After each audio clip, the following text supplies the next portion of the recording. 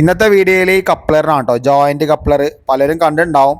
അപ്പോൾ എൻ്റെ അഭിപ്രായത്തിൽ ഇത് ഉപയോഗിക്കുന്നത് ശരിയല്ല എന്നാണ് ഞാൻ പറയുന്നത്. കാരണം എന്താ വെച്ച് കഴിഞ്ഞാൽ, ഒന്നാമത്തെ കാര്യം ഈ ജോയിൻ്റ് വരുന്ന ഭാഗം കണ്ടോ, ഒരു ഗ്യാപ്പ് കണ്ടോ.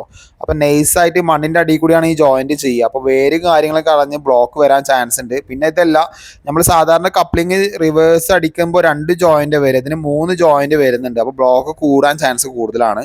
പിന്നെ ഇതൊരു വാഷറാണ്, ഇതിൻ്റെ ഉള്ളിലത്തെ ഈ വാഷറിൻ്റെ ഒരു തേയ്മാനം കാര്യങ്ങളൊക്കെ വരികയാണെങ്കിലും ഭാവിയിൽ ഒരു കംപ്ലയിൻറ്റ് വരാനും ചാൻസ് ഉണ്ട് കേട്ടോ. ഇത് പറഞ്ഞതാണ്, നിങ്ങൾ അഭിപ്രായം ജസ്റ്റ് കമൻറ്റ് ചെയ്യുക. പിന്നെ ഇതിൻ്റെ റേഞ്ച് എന്ന് പറയുന്നത് 350 റുപ്യ ആ റേഞ്ച് വരുന്നുണ്ട്. അപ്പോൾ ഒരു പൈപ്പിൻ്റെ കപ്ലിങ് സോക്കറ്റ് അടിച്ച് റിവേഴ്സ് ഇട്ട് ചെയ്യുന്ന ആയിരിക്കും ഏറ്റവും നല്ലത് കേട്ടോ.